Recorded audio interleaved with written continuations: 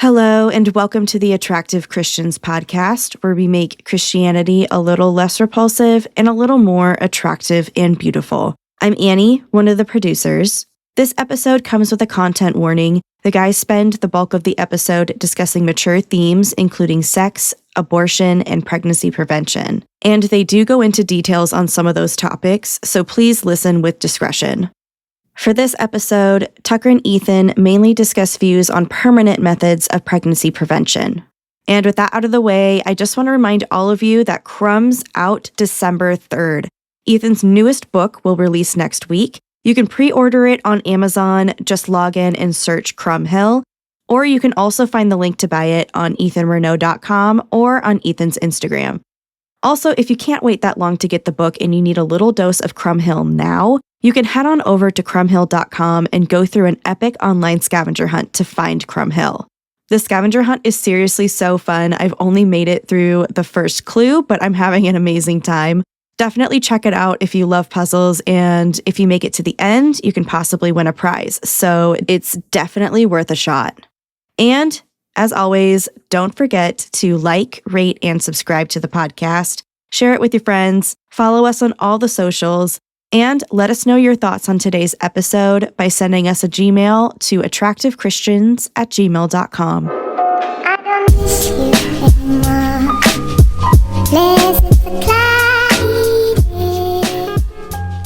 Okay.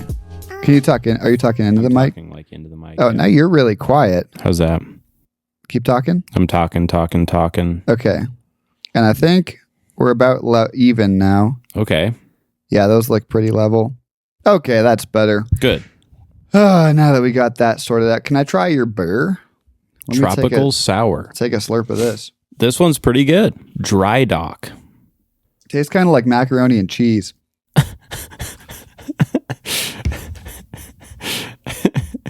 Beeroni and cheese. That's not bad. Yeah. Anyways, what's Pretty up, tasty. attractives? How we doing? Hey, Welcome back. I think that was the most casual intro we've done. Who's to ready any to of get the to know us a podcasts. little better Who's ready to get attractive? and stay that way? Yeah. That's pretty hot. The models are. That's what I'm talking about. Okay. So, before we get into anything, what's new this week? Do we have anything for Doors Open? So I got a new phone. Okay. It's the Apple. What's the newest one? 16 Is it 16? Max Pro. Oh, speaking of which, Maximus Promus. did you get the new iPhone update 18? I don't know. It came like set up, so I'm sure it was on here. Are your already. reaction symbols on your messages like hideous now? Oh yeah, they look all funny. They They're look like terrible. 3D-ish. It looks like Yeah. 2003. I know it's It's really like- weird. I was like, 5 steps forward, 2 steps back. more like the opposite. More like 2 steps forward, 5 steps back. Like, what the heck, Apple? This is ugly. So And it slowed my phone down so much. And now my podcast app won't even open. oh, that's really annoying. Yeah. What generation is your phone? It's a 13. It's not Oh, even yeah. that old. That's not even that old, but they're trying to make all the old ones obsolete, so they kind of force you into the upgrades, you know? I thought they So- got busted for doing that and it became illegal. No, everybody does that still. Like They find their program it into ways. the code? They find their ways. I don't think they program it in the code. They just make the file sizes so large that the old phone's processors can't handle it. Yeah. So it's just like, you know. Anyway, But it's dumb because like years ago, they were like, the M2 chip is the fastest chip ever invented. well, they and say now that it every can't single time. handle, Have you like- seen that video of the Apple conference? Like every year they released an iPhone. Well, yeah, they probably say that every time. And They it's probably literally true. say it every single time. It's so funny. Yeah, it's like, oh, this processor. And it probably is the fastest one ever because At it's that newer point. than the older one. They can say that. But legally. like the things that it updated to is not that crazy. Like, oh my gosh, 3D reactions in the iMessages. And it's like slows down by 50%. Like, what the heck? So I listen to podcasts in the shower. And so my brand new phone, right? I take it and there's this little windowsill above my head. So I set it there Oh, nice. and I'm just showering and it slips off and falls and it slips off and it falls and it's just bang, bang, bang. And I'm like, what the heck just happened? And I look down and there's my new phone. I was like, oh crap. And I'm not like a crazy, anal person about like my phone dropping or something like that. I don't have to. Did you think it was going to crack or something? Yeah, it fell from like 6.5 feet, 7 feet up. It hit the little like porcelain soap shelf inside the shower. Oh. And it broke that. And the phone, I'm like looking it over. I'm like, wait, what the heck? It's got nothing but this tiny little scratch on the top. Oh yeah, just a little ding. And I tried like all the functions. Everything functions fine. The only thing that hasn't been working is Hey Siri, but I think that's more of like a setup issue. Oh. But I kind of like it not working because it's weird when it like picks me up. It picks you up, takes you home. Picks me up. You pick me home. Up. You turn me around. It just sets me on the right track, Well, so in other words, what you're saying is that Apple's hardware is doing great. For whatever but their reason, software is really struggling right now. It's like Nokia 2.0. Dude, that was a long, it was high. The brick. And it like free fell into the little soap shelf and shattered it. Why do you think your phone threw itself to the tub? I don't know. Because it saw you showering? You saw your little pee-pee? And it was like, I'm done. I thought you were gonna make an actual joke, but instead you're just spitting facts. Anyway, it was just like yeet. Like, I'm done. I can't take this anymore. I've only been alive for 2 weeks. 2 days. It was like the second day I had it. Oh. It was so funny, bro. It just Is this like what existence it is? fell. I was just so shocked. I don't know. It's like kind of a brick. I'm not gonna lie. I there a respect case on it. that? No, Wow. that's why I was so shocked. Yeah, that's impressive. I didn't have a case on it. Well, I didn't think it would slip off. I thought the shelf was flat enough, but the screen is so slick, Yeah. and the phone, like if I hold it, will like fall out of my hand.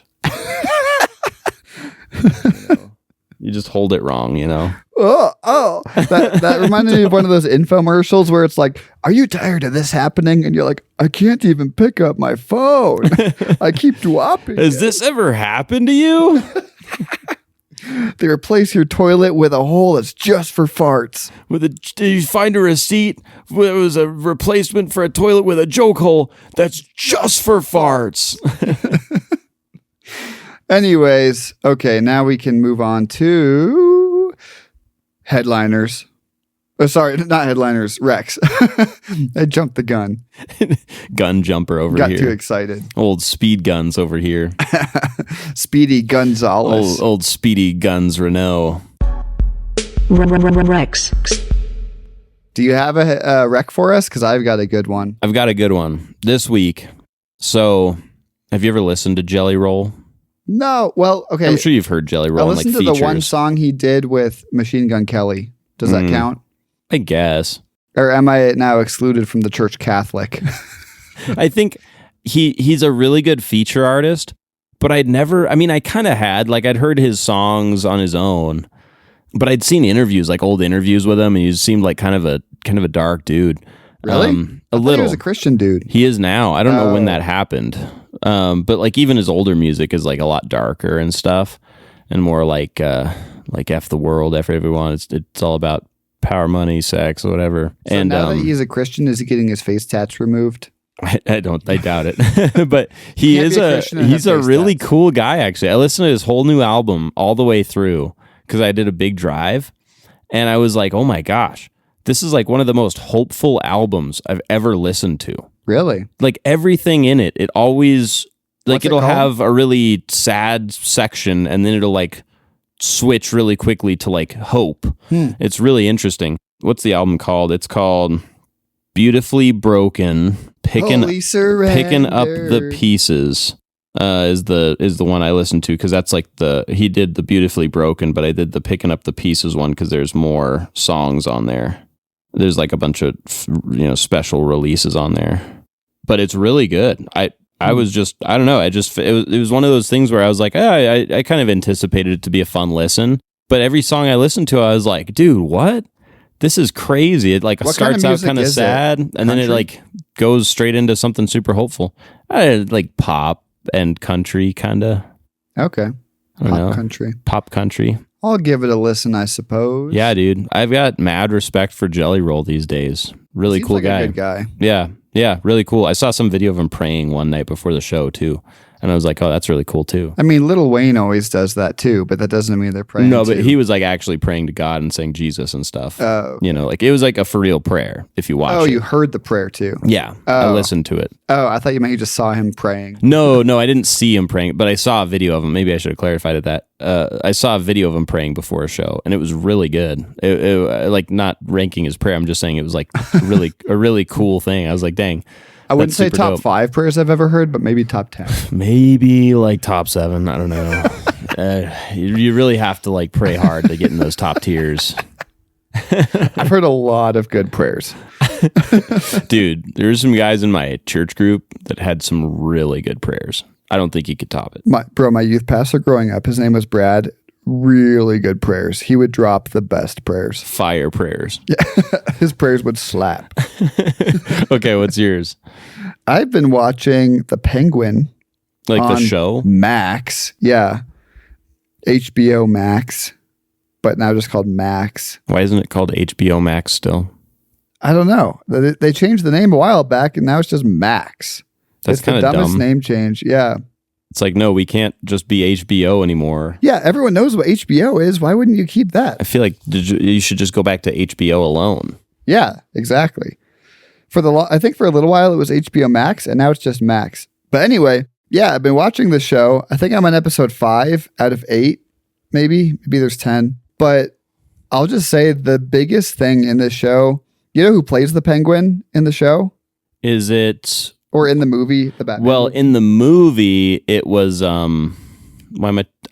golly, it's the Bane or No, not Tom Hardy. no, was it not Tom Hardy? He's Irish. Irish. Why am I totally blanking now? He was in Banshees of Inisherin. He was in Bruges.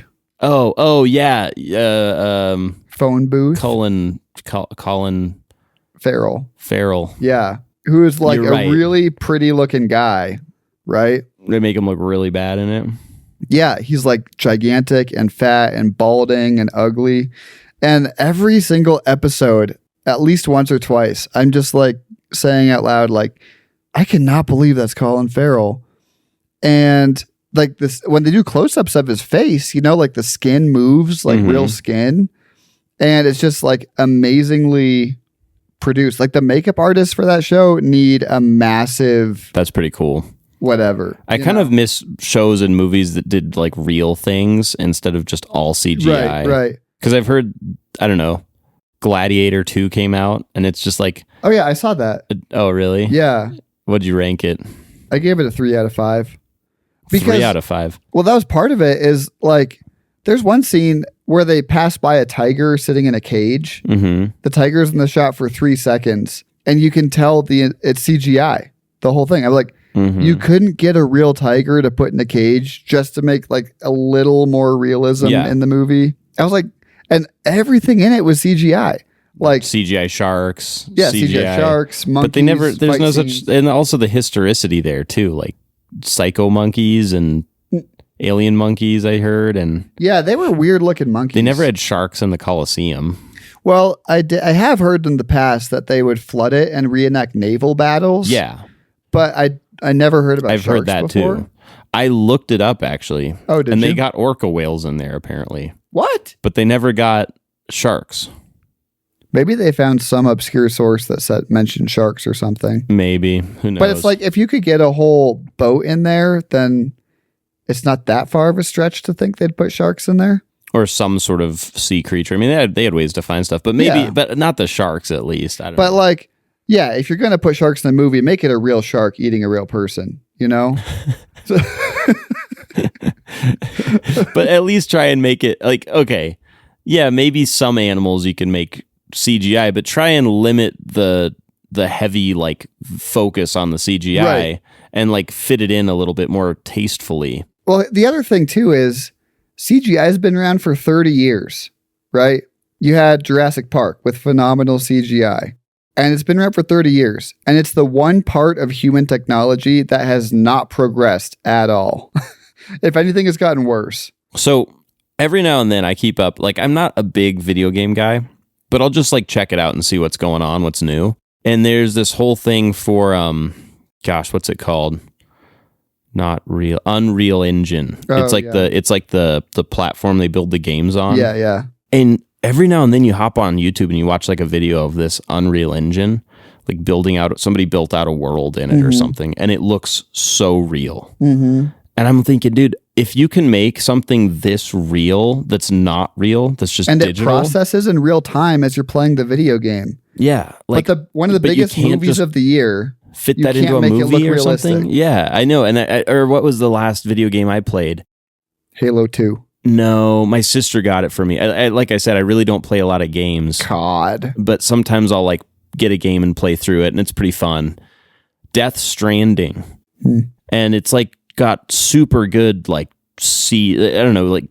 graphics, right? And the characters are very realistic, and it's got the one guy from The Walking Dead in it. Oh. The one dude that's got super famous. Anyway, well, but it's super well designed, and you're like, oh, this is a beautiful game. Yeah. And you're like, wait a second, it looks real. And it's probably like the same, like equivalent-ish graphics to what was in Gladiator, but it's processing in real time and looks just as good as Gladiator. And Gladiator can't hire people to make their CGI look real. you know? I think like it looks better in those games. I'm not joking. Like it's more realistic. Also, speaking of video games, the other day I got a craving to play Portal. Did you ever play Portal? Oh gosh, on like the Xbox 360. Yeah. I hated that game because I was like I was like the COD kid. Oh, you're like, there's not enough violence. I know. I was like, I need to be running and gunning. No, so Portal is amazing because you're thinking your way through these rooms the whole time. And so I looked it up, and you can download it on Steam, and it happened to be on sale for $2. Oh, and I have fun. Steam on this laptop on my MacBook. I download it, I paid the $2, and I was like, I can't wait to play Portal. And it says this game can only be played on 32-bit computers, which is PCs. I was like, why wouldn't it say this to me before I pay for it? It's super weird. That stuff's And so wild. I have Portal now on Steam, and I can't play it. It seems like you have to buy it. Now you have to go buy like a $1,000 computer set. Yeah, now I got to get a PC. Just $2 game. Just to play, my $2 game. Unreal. That's a pretty fun one. I remember like playing a couple levels. It's so fun. But I just could never get into it. I got too bored. It's funny. There's like the computers are really funny. They say goofy stuff like there's cake in the next room, and you keep going, and it promises you cake in every room. But anyway, all that was from The Penguin, which Colin Farrell, he's Irish. Yeah, he does this perfect like New York City, Chicago accent, like gangster accent. He's a good actor. He's so freaking good. Yeah, and the characters in it are really, really good, developed. Kristen, what's her name? Kristen. Oh my gosh, I'm blanking on her name. She's in it. Stewart? She's a really good actress. Hoffman? No, it's C.H. Kristen Milioti. Yeah, I think she was the mom in How I Met Your Mother. Like she ends up being the mom at the very end. You know? I don't even know who was the mom. All I know is I got super angry at that show because it was just a ripoff of Seinfeld. Every episode, every joke was like a Seinfeld rip. Yeah. The difference is Seinfeld wasn't funny. No, the difference is Seinfeld was funny. No, it wasn't. Yeah. How I Met Your Mother is like middle-aged white people that got married at 40 and had kids like the next year. And they just are like, whoa, this is so funny and relatable. Does she look familiar? No, because I don't think I got to that part of the show. No, she's in a lot of other stuff too. Oh. She's in The Wolf of Wall Street, The Penguin, Palm Springs, Black Mirror, apparently. 30. She was in 30 Rock? Who was she in 30 Rock? 30 Rock was a solid show. Anyways, The Penguin is really... And the cool thing about The Penguin is... I read this article about how it's directed by a woman, but there's nothing like... And this is me like quoting what I got from the article, because they were talking about how so many things directed by women these days end up more toward the woke side of things, like female empowerment or everyone's gay or... it's very much on that stream of things. Like Star Wars and Indiana Jones. Did they go? Yeah, kind of, like more recently. But yeah, so it's directed by this woman, but it's just a straight up like gangster revenge story. Like so far, there hasn't been any sex. He uses some prostitutes in some of his plans and pays them to distract guys and stuff, but there hasn't been anything sexual in it. It's just kind of a straight up like gangster. That's actually pretty fun. Yeah. Thing. Yeah. Yeah, that's cool. So I'll have to check it out because I liked that last Batman movie a lot. Yeah, it was so... like Christopher Nolan Batmans are sort of in their own tier of Batmans in my mind. And that's probably the best Batman movie that's ever come out aside from the Christopher Nolan ones. Well, this might sound heretical to say, but I rewatched the Joker one, The Dark Knight, after seeing the newest Batman. And I was like, it's still really good. Don't get me wrong. It holds up. One of the best movies ever made. But the cinematography of the new one just like elevates it. It's just like on a... It's so like got that pretty to look noir-esque. at. It's really noir-based, like Detective Batman. Like they're almost... I've seen the newest one twice, and I've seen the one with the Joker several times. Yeah. But they're both like really, really good. Mm-hmm. Like I don't know if I could pick if you made me pick. That's kind of why I try and separate the Nolan films. Like I put them in their own world, and I'm like, these are legendary. Mm-hmm. And then I kind of, out of all the rest of the Batman movies, I'm like, okay, this is the best by far. Well, the Bane one had some really dumb scenes, but like Anne Hathaway kind of killed that movie for me too. Yeah, but, I'm kind of there with you too. But the Bane not stuff the was pick. sick. You know, you merely adopted the darkness. I was born in it. But it holds up. It does in its own world, you know. Right. Again, I kind of separate them from the others because they're like sort of in their own world. Yeah. Yeah. Well, that's awesome. I'll have to check it out because I like that was a lot of media talk. But good consuming. stuff. Yeah. Well, shall we crowd surf? crowd surf? Let's crowd surf. Crowd surfing. So we got an email from our friend Rich Lehman. He says, first, thanks for the shout out on the cast. Pronounce my name is Lehman. So are you telling me I was right? Yeah, you said Lehman. I thought it was Lemon or Layman, but it's Lehman. I'm thinking Lehman Brothers, and they collapsed in 08, you know. Yeah. But you know fortunately, our friend Rich Lehman has not collapsed. You know about the Lehman Brothers, right? Yeah. The Bubble Boys. Yeah. Anyway, Bubble Boys. He says he has a couple questions, so we'll just run through these quick. Here we go. 1, what is the name and purpose of the intro song? How did you decide on that? That's mainly just because I contacted the artist because I found him on SoundCloud or something. He had a really small following. And I was just like, hey, man, can we use your music for our podcast? And, you know, is it royalty free and stuff? He's like, oh, yeah, go for it. So literally, it's just because I talked to the guy and we know that we won't be sued for using it, but it's still cool. At least for what we know now. Yeah, unless he changes his mind. When we get radically rich. Yeah. He says, a friend recently asked me to watch and discuss the movie 1946, The Mistranslation That Shifted Culture. I haven't heard of that. Have you? Mm-mm. I'm wondering if you have watched this or would be willing to watch it and talk about it. I don't think the movie would change many people's minds about how homosexuality is viewed in evangelical churches, but I found the movie compelling and would love to see what you think. They made some good points. It seems like it's only on Amazon for only $15, but I'd be happy to send that to you if you want. I have several friends that identify as gay Christians, and they are and have been struggling to synthesize their faith and their certainty that God made them gay, and they feel sentenced to a life of loneliness. Hope is what they are looking for, an olive branch from someone. Anyways, you don't have to use my explanation above on the air, or if you do, you don't have to use my name associated with this question, but it's okay if you do. Oh, good. Thanks for your ministry and keep up the good work. Rich, a loyal model. Ooh. True. Is he a Perry, though? Oh, how old school is he? And then he has a PS. Ethan, I watched my old ASS tonight with my ex-fiance. Ooh. At your recommendation. We both thought it was a good movie. What do you think happened to Chad? How did he... I can't spoil that. Thanks for the rec. Keep them coming. Okay. You watch movies with your ex-fiance? Ethan's face right now. No, I mean, I guess I could see that. It's one of those things where maybe it was just a cordial break for a time, or maybe there's like stuff to be figured out, or maybe it just didn't work and they're better friends. They're better friends. Yeah, who knows? I guess there's like always something. That's true. That's true. So I guess when I think of my exes, I would never watch a movie with them again,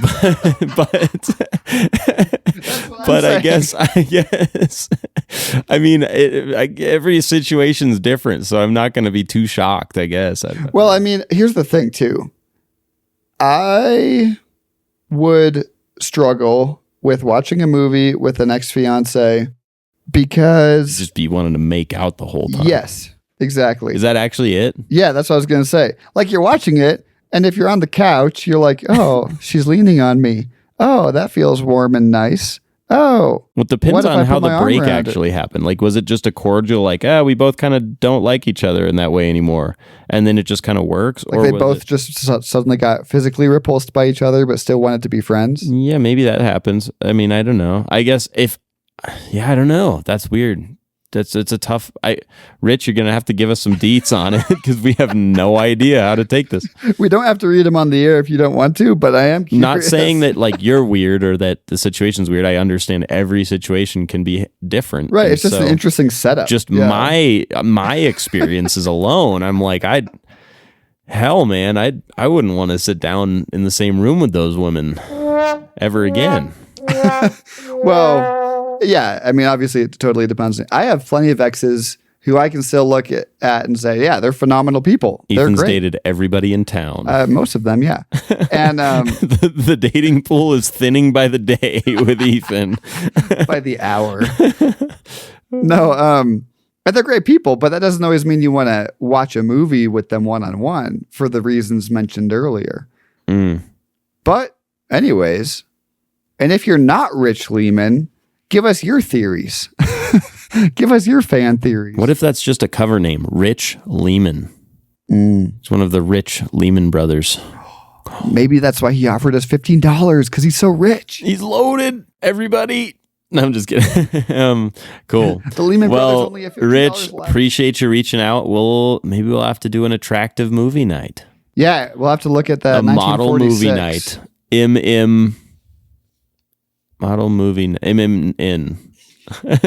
If I had to guess, I would say that that's about the translation of the homosexual term in the New Testament, where it really referred to a practice where Roman nobles would like abuse their subservient boys non-consensually, and maybe a lot of people think that's what Paul was actually condemning and not just blanket term homosexuality or same-sex attraction or like monogamous same-sex attraction. Is that like that's kind of the counter argument these days? Yeah, is like, it's not sexual immorality or sin if it's monogamous. And yeah, that'd be my guess. But anyway, we'll look into it. Rich, thanks so much. Let's move on to headliners. Headliners. Yeah, I'll do this one. I'll do this one. Okay. Should I pull something up? You actually don't need to pull this up. Okay. Because this is a headliner based off of experience. What? Like your own experience? It's a headliner that I'm creating now. You're just fake news? You're making it up right now? No, but it is something that I've had on my mind for kind of this how do we engage in culture moment as attractives. How do we attractively engage in culture? Okay, so this is something I have stumbled across quite a lot recently, which is Christian men are getting vasectomies because, and the justification that I've heard is, I'm doing it for my wife, like for her benefit, because she needs this, because she can't bear to have more kids or whatever it may be. Or so she doesn't have to go on birth control. Or maybe that, right? Or maybe she doesn't want to tie her tubes. So I guess... Can women tie their tubes? Yeah, it's a whole thing. I guess it's like a pretty invasive surgery. Oh. So anyway, it's a whole thing. And a lot of guys that I've talked to, I mean, there's different churches that, like, for guys from many different churches that have these conversations. And it's like in the small groups, they'll be talking about when they're going to get snipped. Was that the whole headline? Well, that's like at least the start of the conversation. What's your initial response? I don't think there's anything wrong with vasectomies. Oh, interesting. Okay. Yeah. So explain. Didn't we talk about this before? The 5 levels of, what would you call it? Family planning? We discussed the more like comparing and contrasting kind of the standard evangelical worldview and the more Roman Catholic worldview. Yeah. Well, I even know a lot of Protestant evangelical people who don't do any kind of contraceptive or anything like that. Yeah. Because It's not they trust necessarily that a theological thing, though. It's more of like a... No, I had a friend from Moody who, for them, he's a pastor now. Mm-hmm. And for him, he said, like, if the Lord wants us to have more children, we'll have more children. Yeah. Well, I guess, how would I put it? It's not like a church doctrine thing. It's more of a personal thing. Yeah, Right. like most churches aren't going to mandate It's like, this. yeah. Right. Yeah. I guess that's one that we didn't actually address because that's not one of the 5 that, so just for you guys who didn't hear that episode, it was the most extreme is abortion. The baby already exists and then you end its life. So that's not really prevention. That's more termination, after it's created. Plan B, I think, was the next one down from that. Okay. And then there's like condoms or what's the word for that? That's not contraceptive. That's prophylactic. And then there's contraceptives, which is like birth control pills or IUDs. Or was it the other, or were those two switched? I feel like those two would be switched. Maybe you're right. You mean because one messes with hormones? Yeah, because one's actually stuff. messing with your body and stuff. Yeah, and then there's the condoms. And then there's... Actually, this is going to be more than 5 now that I'm thinking it through. Because then there's just timing it. Basically, when she is ovulating, Natural you just family time planning. it so that you don't get pregnant at that time. Mm-hmm. And then there's the most liberal view, liberal meaning the most free, meaning you don't pay attention to that. You don't time anything. You just sleep with your wife whenever you want, or with your husband, with your spouse whenever you want. And if you get pregnant, then you get pregnant. And if the Lord wills you to have more kids, then you have more kids. And it just happens. So I guess vasectomies would kind of fall under that same one as the like birth control. Maybe even a step further, right? Because you're actually... I mean, it is changing and reversible altering. technically. Yeah, I thought they were not. Yeah, they are, because they don't actually cut anything. They just tie you into a knot. Are you sure? Yeah, that's how you can undo it. You remember the Office episode when he goes snip, Yeah, but I snap, think- snip, snap, snip, snap. I do remember that. Oh gosh, that's a brutal one. Yes. So anyway, the vasectomy being so it kind of falls in that sort of it's a little more invasive, right? Yeah, it's in the higher tiers. But it definitely prevents children from being made. Well, it prevents the children. I guess it begs the question: how biblical is that approach to childbearing, or at least family planning, or at least marriage, even to that extent? Because I think what I've been seeing a lot lately, and this might just be my circle, it's a lot of young people got married young, evangelical circles, and they get married, they hop on birth control, and then they wait and then their plan, it's like, okay, we got like 5 years together, like 5 good years together. Yeah. And then, well, when we're ready, then we'll have kids. So then they, quit the birth control. And then when they're done having kids, whenever they decide that point is, then the guy gets snipped. Mm-hmm. Right. So, and like I said earlier, it's kind of on the rationalization of, oh, well, I'm doing this for my wife. Like I'm doing it to honor her or to do this for her. So I guess it begs the question, what is that a biblical approach to the process of marriage or childbearing or any of it, really? Family planning. Yeah. I mean, my thought is, because I definitely don't take the view that, if God wills us to have more kids, we'll just do it. Because I do think that we have some agency over our own lives and over the families that we want to have. I mean, like, did you or did you not decide at what point you want to marry Anna? You know, you made the choice. The two of you together made the choice to, like, at this point in time, we will become married. It wasn't that God told you to become married on that day. You just did. And I think the same could be applied to children as well, because what we don't have is a Mormon theology, which is, you know how Mormons always have big families, usually? Because their theology is there's all these disembodied spirits floating around. In other words, you existed way before you were conceived. And that's why you have to put these spirits into bodies, and you have to have as many kids as possible so that these spirits can have a chance at life and live in the world. And, you know, Christians don't believe that we exist before conception.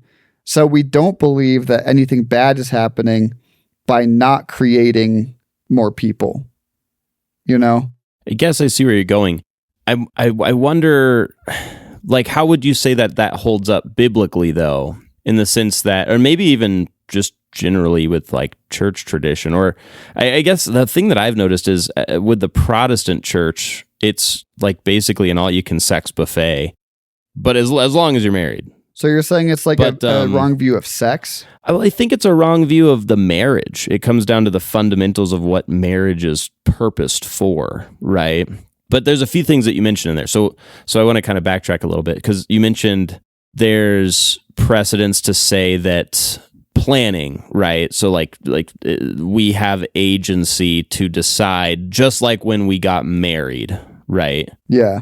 I don't know. I feel like I would probably challenge that, because I feel like with children, yes, that child does get conceived. So the child is created at conception, right? Yeah. Because we can always start there. The person is created, right? Yeah. And so, yes, that is a fact. So to a degree, right, there's this like unknown of, okay, is there any precedence for anything before that happens, right? What do you mean? Like, is there precedence to say, and this would probably fall more on the looser end of, you know, maybe natural family planning, or even just, okay, if the Lord wills it, right? If the Lord is going to create this child, he will, right? Well, here's part of why I don't line up with that, is because the implication then, if you take that to its logical extreme, is that me as a single person am doing something wrong by not having kids sooner, like ASAP, you know? I don't know if that's the logical end, though, because biblically we do even have precedents for celibacy and just straight up non-marriage ever, right? So there is not a imperative to have kids. Like, having kids is not the highest good. Yes, it's not the highest good, but I mean, I would argue that it is equally entwined with sex. When you remove the possibility of kids from sex, then it just becomes a selfish, passion-led kind of base desire, and you're just fulfilling that, right? I wouldn't say it's always selfish. I mean, because what would the purpose for it be if it's not? And again, I'm not saying that it's union between the husband and wife. Removed. I'm not saying it's entirely removed from the unification of the husband and the wife. I'd say that those are the two main purposes. The union between the spouses, they can love each other, serve each other, make each other feel good, and then proliferation of the human race. Yeah. And I guess you could put pleasure in there because you take delight in your spouse when you're doing it. So that's true. It's not like you want to take the hardcore fundamentalist view of like, you cannot have pleasure. There is no pleasure to be had in sex, because that's clearly not true either. I think that's its own thing. I think that's pretty far removed from the conversation. Yeah. But like, I guess the question is, let's take a couple that just gets married and ties up and that's it. And then they do it and I mean, there's just no repercussion for their sex after that point. I mean, then they just don't have to worry about ever having kids. No dual repercussion. income. Are you saying God punishes couples by giving them kids? No. There's just, did I say no repercussion? No, I don't know what I'm looking for there. But there's nothing after that. They basically can just, it's like an all you can sex buffet, and that's like it, you know, for them. I mean, my opinion, I'd say the same thing. It's like, because if you say that about a married couple, then you'd have to say that about single people, and like that there is an imperative to have kids no matter what. No, not at all. I don't think so, though. Because if you're saying that's true, because what you're saying is there's no imperative for single people to have kids, but there is for married people. Well, yeah, because the difference is the single people aren't married. Right. But I also... So it's intricately linked to being married. Of course. Where are you getting that in the Bible? That in the Bible it says the point of marriage is to have kids. Well, I think it's fairly clear that Scripture, I mean, once you get married, you have kids.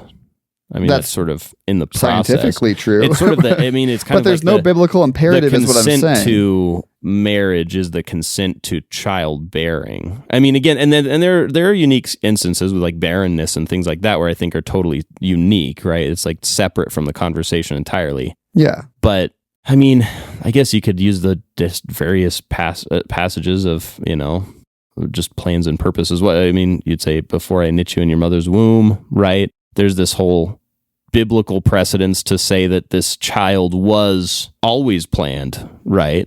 Yeah.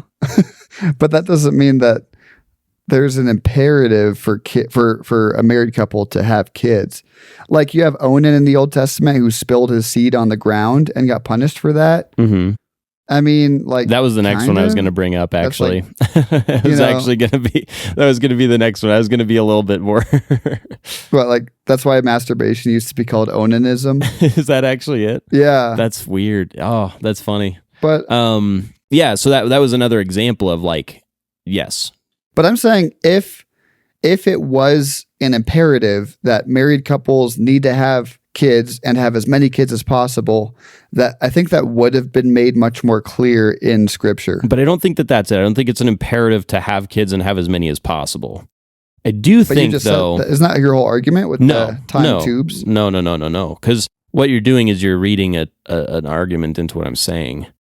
What I am saying, at least what I would argue, is that when you remove the potential for a child to be created, that's where you're stepping into and altering and maybe like, I don't know, perverting the intended good for that, right? And I'm not saying that doesn't, and the more I've learned about natural family planning and all of that stuff, like it's actually really cool. You can do these things without having to like mess with your body, and mess with just your actual like intended functions. Isn't there like a 1% chance you could still get pregnant after a vasectomy? I don't know. I don't know what the stats are on that, but if that's the case, then technically, I think the statistics on NFP are like about the same. Really? Yeah, like is that just timing it with the time of the month? Yeah, if you like time it properly, it's basically like almost fully effective. But again, the difference there is you're not like limiting the fertility of the individual, right? It says there's a 1 in 10,000 chance you can still get pregnant after a vasectomy. Oh, wow. That's actually really high. So technically you could get a vasectomy, and if God still wants you to have kids, you could. You still have kids. Yeah. That's hilarious. Yeah. I mean, I don't know. I guess it's the argument I would take just generally, again, and it's more so in terms of the logical flow. Like one situation we've talked about is singleness versus marriage.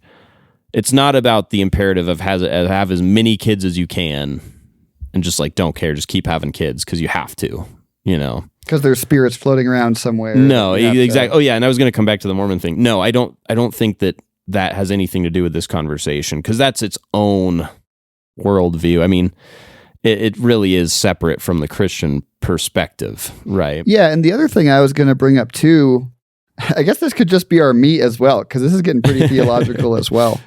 But there's several times in the Gospels that Jesus talks about how one's spiritual family is a higher priority than their biological family. So, for example, when Jesus is in the room teaching and he's crowded in and everyone says, Jesus, your mother and brother are outside looking for you. And Jesus says, who are my mother and brothers? It's everyone who does the will of the Father. Mm-hmm. And then when Jesus is on the cross, one of the 7 things he says from the cross is he looks at John and Mary and he says, this is now your mother, this is now your son, like take care of her, right? And that's a weird thing to do because back then, of course, like if you're a widow and you have no kids, like you're crap out of luck, you know? So for Jesus to now say like, actually the church is a body of people who transcend biological connections in favor of spiritual connections.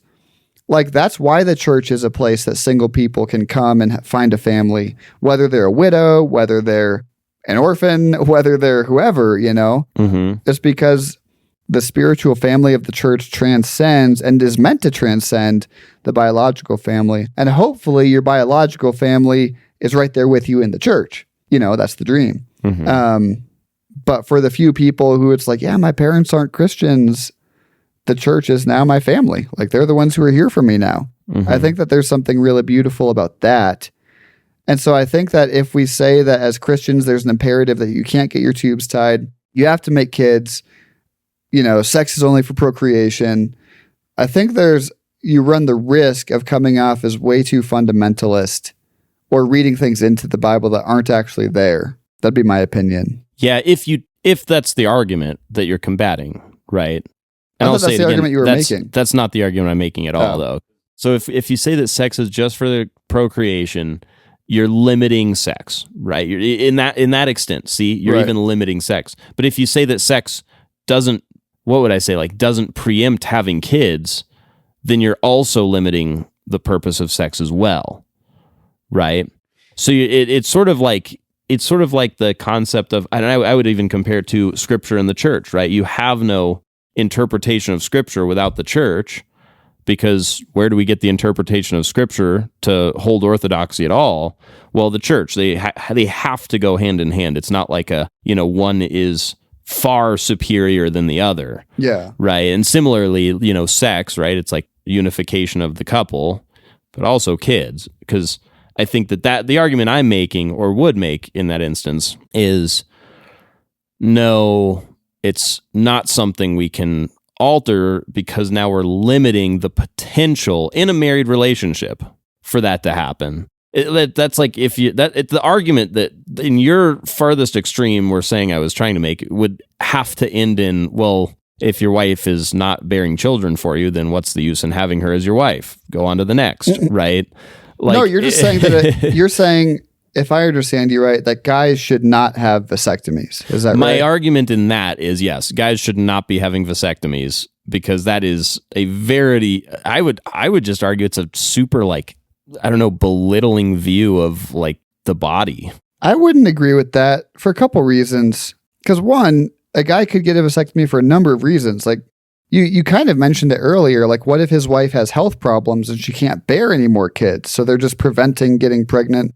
And that's the easiest way to go about it, I mean, if she can't bear any more kids, they should just stop having sex.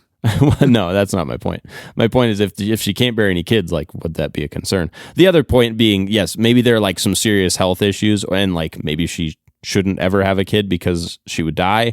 I would argue that that's probably the extreme minority of events. Probably the less than 1%. Yeah. Right. I mean, there's so many other reasons though. Like, for example, I have a friend who got one. He has 3 kids. And it's like, what if they just can't, just hypothetically, financially, they just couldn't support more kids without significantly lowering their quality of living? I think the statistics, though, like people that generally have more kids have more money. Yeah, but which comes first? Having more money? I mean, I had a 4th kid. I don't know if it entirely always lines up with like one or the other, but generally, like when people have more kids, they have more money. Probably because they're Mormons, and Mormons are all rich. No, not all Mormons, but I don't know. I mean, that I think is one thing where it's like, yeah, I understand maybe the concern, but I just don't want to paint. It's one of those instances where it's like it's one of those instances where it's like, and I'm not painting the blanket statement, but I'm getting down to the fundamental, like the core of like, would you be comfortable? I'm not saying like everybody has to think this way because everybody doesn't, obviously, but is it comforting to know that you're limiting the potential for human life? Well, again, I say the same thing. I don't have an issue with it because the only thing that I really have issue with is ending an existing human life, which Well, you're that's not something we doing. can all agree on. Well, both of us can. I don't know about everyone, clearly, but Exactly. like in Colorado, the pro-abortion bill passed like 70%, It's Colorado. something yeah. crazy like that. We're basically Commirado now. I haven't heard that. But yeah, so we totally agree on that. Like once a human life is created, it shouldn't then just be terminated. Yeah. But that's not what this argument is doing. To me, it's the same as like you're preventing a human life from being made, which is different. And there could be a dozen reasons that a husband and wife decide to do that, whether it's medical, whether it's financial, whether it's we simply can't take care of a kid or we can't take care of more kids. I think there's plenty of valid reasons to prevent not having more kids. Because, I mean, your argument, again, like your argument taken to the furthest extreme would be we need to sleep together every single night just in case maybe on this night God wants to give us a new kid. No, and no, it's no. like, and Not at all. like how far do you take that argument of like, if it's God's will for us to have more kids, we will just It's sort do of it. the idea of like, if I have sex with my spouse, the potential to have a kid is there. Yeah, but I think So that it's not also it's not ends the at some argument point. of it's not the argument of I have to have sex every single night to give the opportunity to that kid. It's more so the opportunity is present because I haven't eliminated that potential.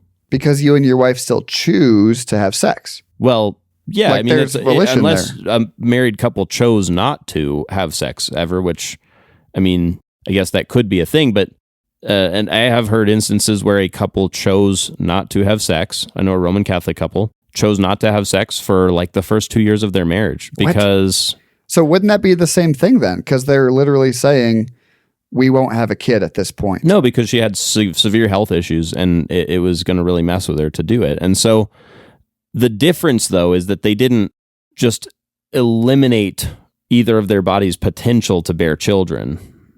They essentially just waited, still got married, still went through that process. But then when things kind of cleared up, they decided to allow that possibility to happen by having sex again.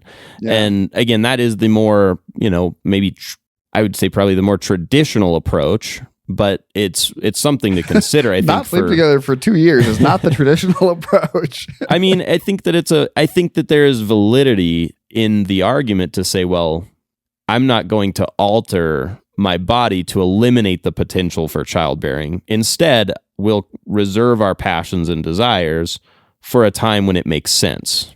I don't know. There's also there are imperatives. Ironically, in Romans and 1 Corinthians, it says husbands and wives do not withhold your bodies from one another except for a period of time. Except for a period of time. Yeah. You just said it. Yeah. He doesn't say how long that time is, Yeah. but I don't think we're meant to just like get married and then be celibate. Well, that's not what they did.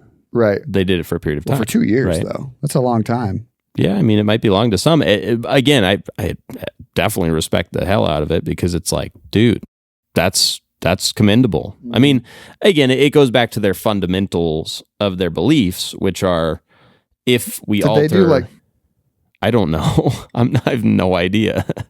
I have no idea. I don't really. That'd be my first question. I don't really dig into that stuff, but I know of them, and I know that there's a reservation there. But I'm just saying, I think that there's validity in the approach, right?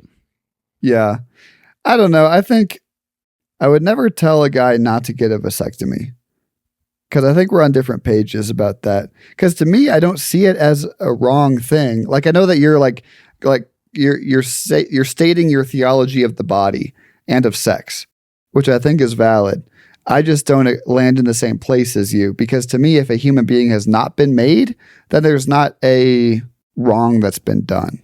I guess the question still stands of like, is it just a normal thing for all Christian dudes in certain circles just all get vasectomies at some point to just because that's like what you do? Well, let me ask you two questions. One, do you think this is different for a father of like 3 kids to then go and get a vasectomy versus a guy who has no kids?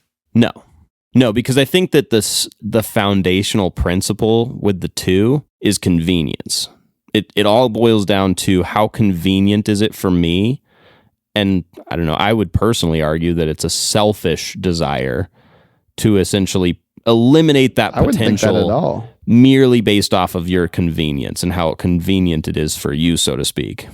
I don't think so at all. And here's why. Because for either guy, depending on what their reasoning was, there's a million reasons. But for the father of three, it could very well be, he's like, I have 4 people I have to take care of, including my wife. How am I going to possibly take care of more? And like, sure, you might be given the grace to take care of more kids if you're given more kids. But also, I don't think it's selfish to say, I want to devote all my time and attention to my work and my wife and my 3 kids. And, like that doesn't seem selfish to me. That just seems like logical planning. And then for the guy, like he could have a million reasons for not wanting to get, or for wanting to get a vasectomy. Like maybe he wants to go do missions and work with orphans in Nigeria. Maybe he wants to do a million things. And that goes back to my argument before about how like, for the Christian, there's so many types of families outside of simply the biological family. Like I've been to 2 different orphanages in Guatemala, and I think it'd be totally valid if I said, whether I'm married or not, I'm going to get a vasectomy because these are going to be my children. I'm going to go live in this orphanage and take care of these 20 kids and live with them and be a role model and a parent to them because they don't have parents. That could be a totally valid reason. And I think that that'd be very well supported by the New Testament as well. So to me, it's not like a black and white thing of don't ever do this one thing. It's more like, what's your reason?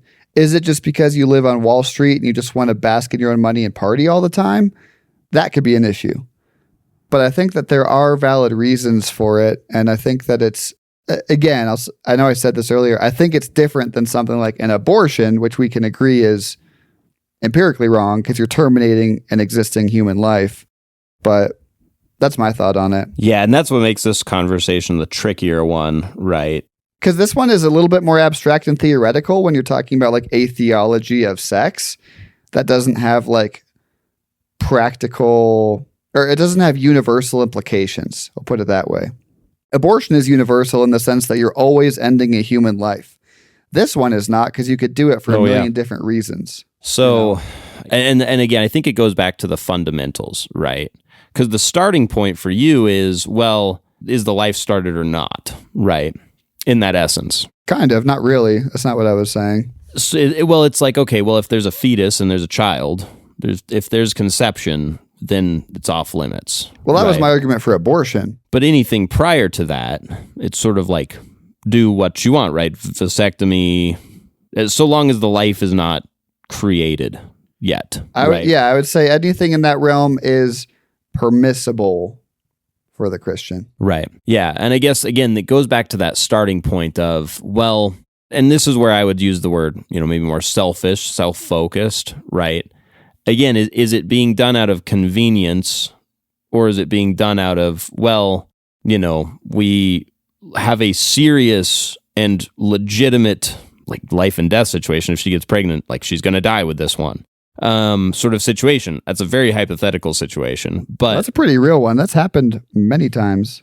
I mean, I don't know. I don't know many of the statistics on how often that happens these days. Well, that happened this year or last year, maybe, in one of the states that completely banned all abortions, and the mother almost died because she was like having a miscarriage and they wouldn't let her. Well, technically the legal difference is still there. I don't know that story specifically, but I'm pretty certain. I looked into it. It was bad. I'm pretty certain that they wouldn't just give her a C-section, you said? No, they couldn't do that until she was literally like going septic. That was the law. Like she had to actively be dying before they would do something about it. And that's one of those weird situations. Yeah. Again, one of those situations where it's like, okay, if you look logically at this. Right, the letter of the law versus the spirit of the law. Yeah, right. There's some of that type of stuff going on there. Again, a very unique situation. But yeah, I mean, one situation, you don't hear about that often. Yeah. Right. But what was your point? You were building to a point and you kept getting distracted. I know, and then I got distracted. Okay, so basically what did I say? So I said fundamentally the starting points are different. Yes. And that again, it goes back to the potential, right? Am I limiting the potential? Is it more about what's most convenient for me? I don't think and then that's actually again, a case you if can get make. to that point, well, so again, wrapping up, if you get to that point where you're like, okay, maybe we need to like time this better. I mean, I'm just pulling up the statistics on NFP, but I mean, if you follow the couples who are following those processes, it's 99% effective. Wow. So Well, that what I means was 2 in gonna say 100 too women are is- going to get pregnant, or like 1 in 100 women. Like, you still haven't given me a biblical imperative for why we need this, but there is a biblical, Well, there's an entire book about a man and a woman enjoying each other's bodies sexually without any mention of kids. You know, even Ecclesiastes right after Song or before I think Song it's of almost Songs one of those says- unspoken things, though, because But if that's you an think, argument from silence, and that's it not a is good an argument from silence, but Those is are never the strongest arguments. true. But it's one of those things that they took for granted because it was just a part of what happens. They didn't have Well, they the took it for granted same because they didn't have the technology. Exactly. Well, that's just it. We live in a society now where you have all of the conveniences of a ultra modern lifestyle, right? Right, and it's like but we have all the birth prevention or pregnancy prevention things, which they didn't have back then. Exactly. Which But does change the conversation. it totally makes it, again, it makes them both essentially arguments from silence. I would still say they both come down to what was like the fundamental perspective on this. And the church has always held throughout history that I mean, just when a couple is married and they have sex, there is potential for children, and that shouldn't be hindered or altered, right? But that's you can't say the church has always held this, because this has only changed in the past century. Well, they have. I mean, if you read back through the Didache, I mean, they have, because there wasn't any other option. There are clear imperatives in the Didache for essentially the that specifically even references like abortions and stuff, terminations of pregnancies, which is a different conversation. Yeah, but my point is it references these things still, and that's the oldest manuscript of church practice that we even have. And so again, it goes back to, like, when I say that, yes, like this goes back to the apostolic church, the church that was established by the apostles themselves, right? So in my opinion, yes, that has a lot of validity right there. And then two, if you want to make the biblical argument, I think that Paul, for people that don't want to have kids and can devote themselves to ministry, let's say go down to Guatemala and live there and be parents to the kids. I mean, I would imagine that that's a call to celibacy more than anything, because they're devoting themselves, that individual, to their call of ministry over a family. I don't think so at all. Because again, we have an entire book of the Bible of a man and woman enjoying each other's bodies with no mention of children. And then in Ecclesiastes, there's a verse that I always loved. I read it when I was a teenager and I was like, ooh. It says like, may the wife of your youth always bring you joy. May her breasts satisfy you always. And it's like, there's an imperative to enjoy her body simply because you're enjoying the body of your spouse. Again, without any mention of, but you have to have kids. But again, if you're going to make that argument that our argument from silence is the weakest argument, you're still implying that, oh, well, because it doesn't mention the fact that you shouldn't get a vasectomy or you shouldn't alter your fertility in any way, that means it's permissible. Well, I'll also say, I don't know if you know this, Tucker, you can't get pregnant by playing with your wife's breasts. I mean, it doesn't say anything about sex technically. It just says her breasts you're satisfy talking you. about, I mean, Song of Solomon, which, I mean, you could probably surmise that they engage in intercourse. Yeah. Right? But it's for the purpose of enjoying each other's bodies, not for the purpose of procreation. Yes, but that doesn't mean that because they're enjoying each other's bodies there, because my argument does not diminish the general sense of enjoying each other, right? Yeah.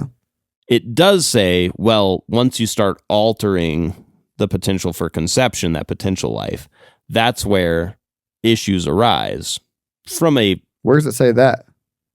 I'm saying, that's what I'm saying. That's what I said. I said, I'm saying this. Oh. But again, if we're arguing on these bases saying, well, you don't have a biblical basis for your argument, yeah, neither of us do technically, in essence. I do. I'm saying that a husband and wife we could both can make an argument about people enjoying pleasure of sex in Scripture. That's a no-brainer. Right. But now it's the second piece, conception. preventing that. I mean, again, we brought up a couple biblical examples. Yes, before I knew you, or before. It says when you were in your mother's womb, which is after the baby has been conceived. Psalm 139. Before you were formed, I knew you. Still says that too. That's referring to like when he existed, though, not before he existed. Depends. I mean, you could pick it apart and say that, but I don't think that that's necessarily how it reads. This is when I was formed in the secret place. Your eyes saw my unformed body. He still has a body, so that's still like post-conception. But I mean, before I was formed, you knew me. It's Psalm 139. Yeah. I don't think that's going to answer either of our questions. I think you're still making an argument from silence. It's Psalm 139:13. For you created my inmost being. You knit me together in my mother's womb. I praise you because I am fearfully and wonderfully made. My frame was not hidden from you when I was made in the secret place, when I was woven together in the depths of the earth. Your eyes saw my unformed substance. Oh, mine says my unformed body. All the days ordained for me were written in your book. So, I mean, I always read that as, when he was conceived, when he was still inside his mother's womb, God saw him, which is a completely different argument than the one we're having, which is before conception, should you prevent children from being this made? Is what I was thinking about. Yeah, I always mix the two up. Before I formed you in the womb, I knew you. Jeremiah 1:5. Oh, but that's God speaking directly to Jeremiah. Before you were even born, I set you apart. Yeah, but I mean, if God can know an individual prior to their formation, and let's say this couple just decided to go and have a vasectomy because they had agency, maybe Jeremiah just wouldn't have been born. Yeah, but don't you think God would have known that, and therefore he wouldn't have been like, oh crap, they messed up my plans?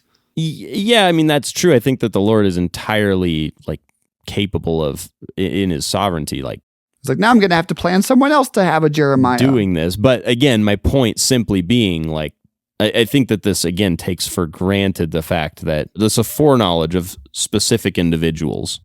Yeah. Like Ethan, you could insert, I mean, yeah, it's not like great to just throw your name into scripture, but technically the idea being that if the Lord can know an individual prior to their birth or even before their conception.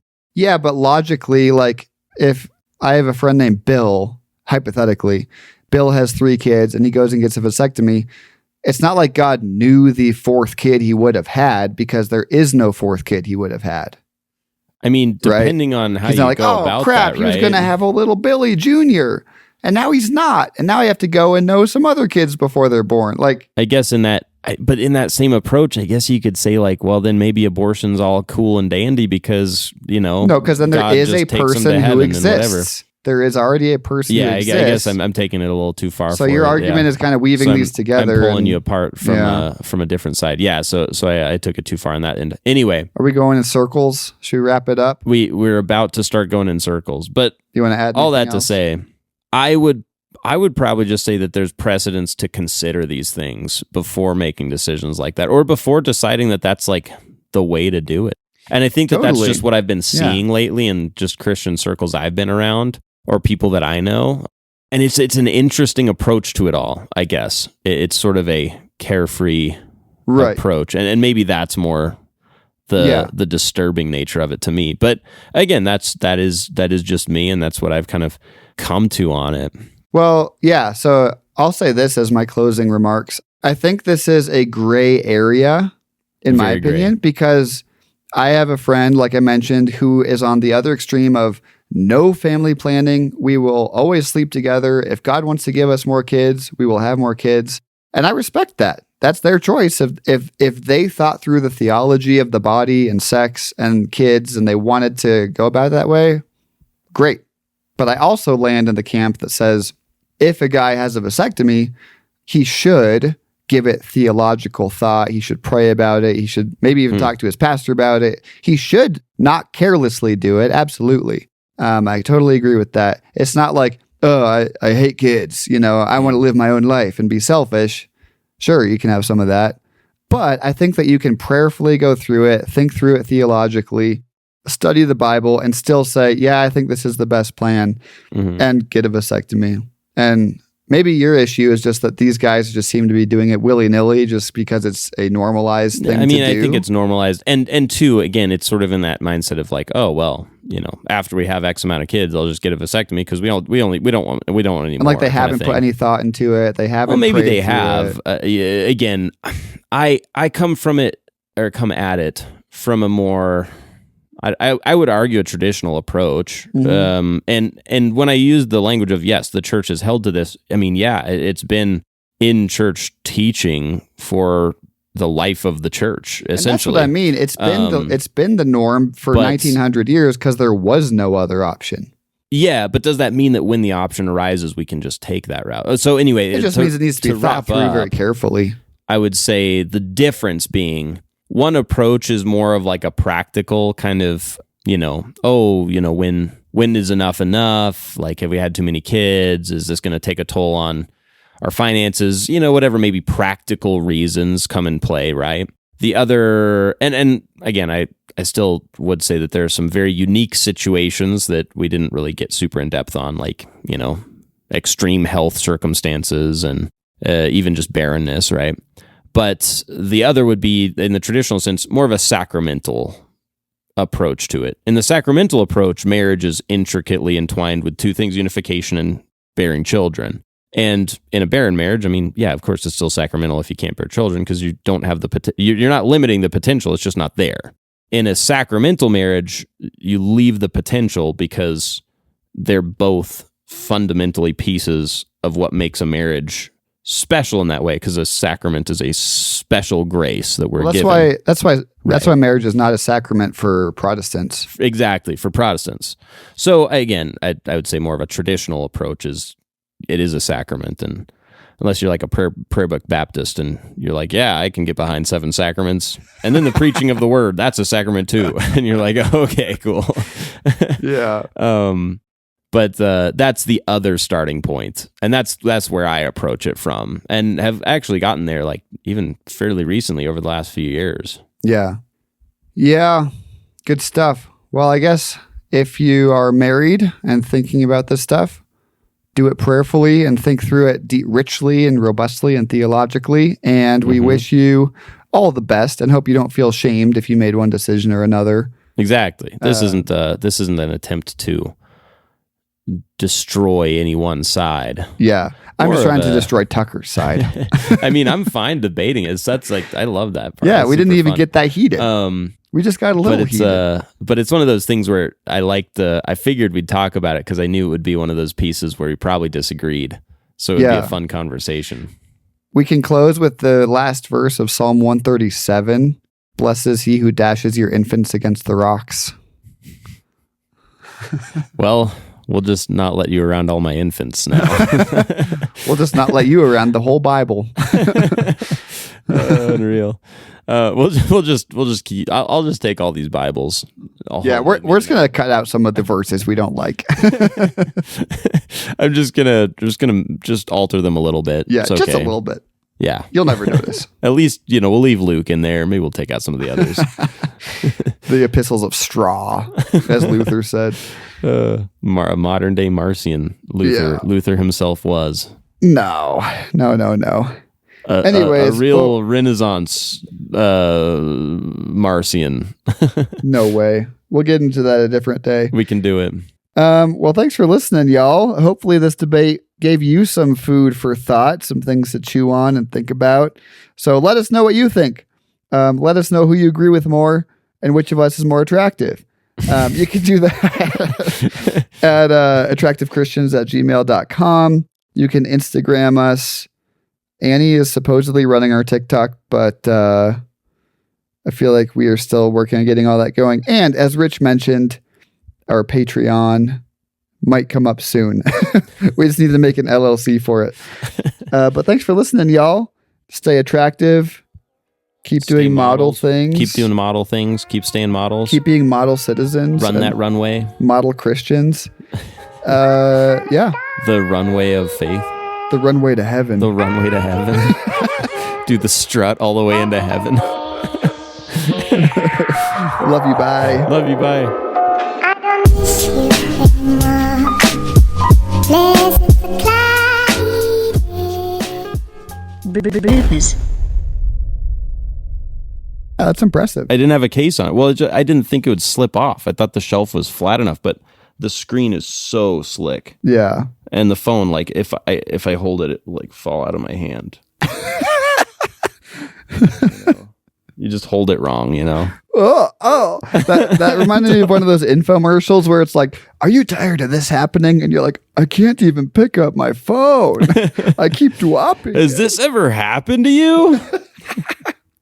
They replace your toilet with a hole that's just for farts. Did you find a receipt? It was a replacement for a toilet with a joke hole that's just for farts. Okay, I got two really good ones actually, which is tough. I got to pick. Hold on. Are they both the like spot. full length? Yeah, they would both be full length, I think. Did you eat my last cookie? No, I didn't touch your cookies. I don't want your cookies. I didn't think I ate all my cookies. I think you crushed those cookies. That's weird.